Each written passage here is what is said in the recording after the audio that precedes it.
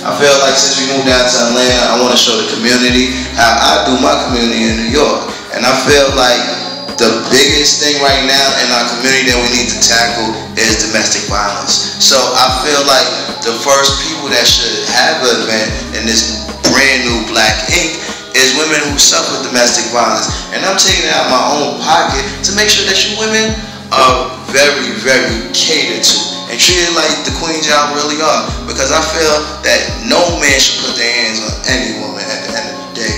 So I'm having this brunch just to start it off. Well, we could say a dinner, but then we having the Mother's Day brunch, and y'all gonna have a whole thing. We're gonna have a little makeover. We're gonna get your nails done, your hair done. You know what I mean? Dress it. Like, this is something out of my heart. You know what I mean? I want to let y'all know, as a New York guy, I ain't come down here just to take. I'm willing to give too, you know?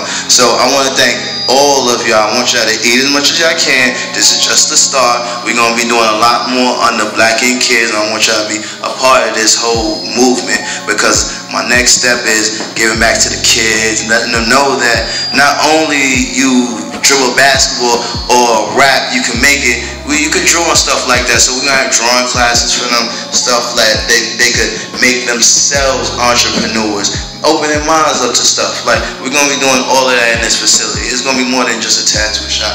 So this is basically the start, and y'all part of the foundation, lady. And I want y'all to I want to thank all of y'all for even coming out here and being part of this, because most of the time, you know, Black Ink is being, you know, ratchet and whatnot, but you know, that's for the radios. This is for us, you know.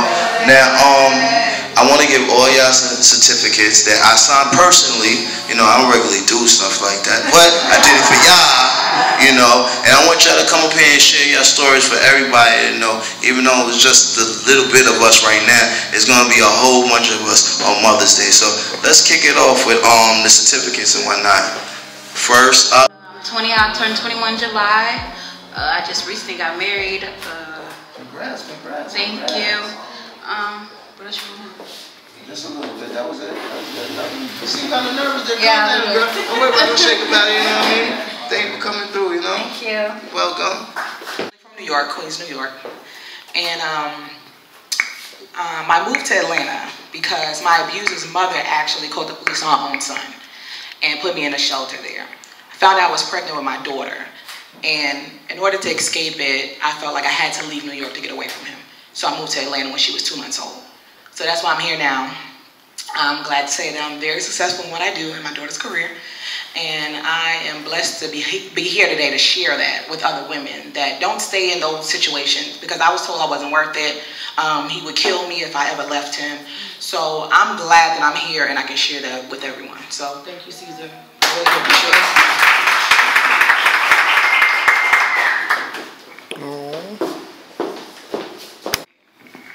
Hello, everyone. Hey. My name is Sathia. I'm originally from New York.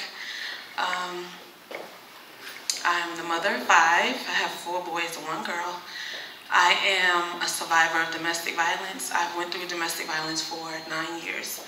So 2011 is when I actually got out of the relationship. So, and now I'm happily married. Thank God for that.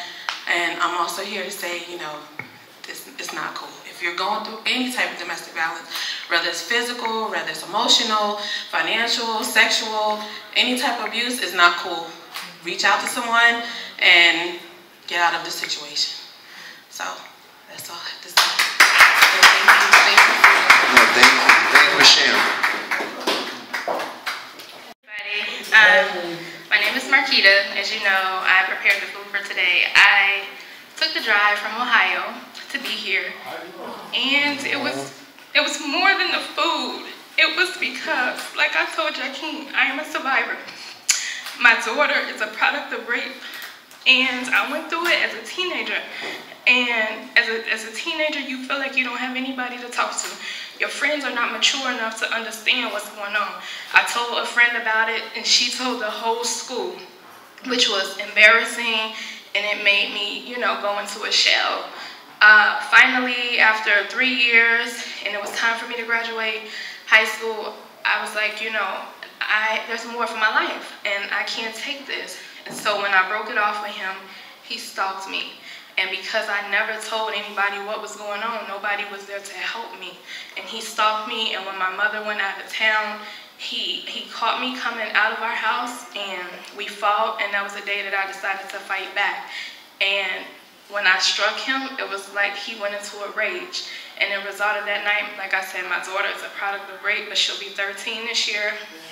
I am 31. I have 2 other children, and there is life after rape, life after abuse. And no matter what anybody says, you have to reach down, you have to build yourself up, you have to rebuild your self-esteem. And it's okay to talk about it. I held it in. I was mentally incarcerated for 10 years before I even spoke of it again. And I did that at a teen Bible study, and ever since I feel like I've had to share my story, especially with teenage girls, because they don't have a voice, or they feel as though they don't have a voice, or they don't have anybody to support them. So I make it my mission every February, which is Teen Domestic Violence Day.